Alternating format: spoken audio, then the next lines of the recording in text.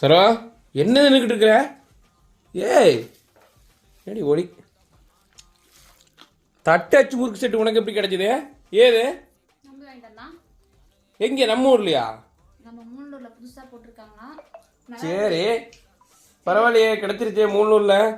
அச்சு முறுக்கு செட்டு வாங்கிட்டு வான்னு சொன்னேன். அது வாங்கிட்டேன்னா சூப்பரா இருக்கு. உண்மையாலுமே நல்லா இருக்கா? காரம் கீரை எல்லாமே டேஸ்ட் எல்லாம் சூப்பரா? டேஸ்ட். இதை சாப்பிட்றதுக்கு வெளியூர்லாம் போய் சாப்பிட்டுட்டு இருப்பா.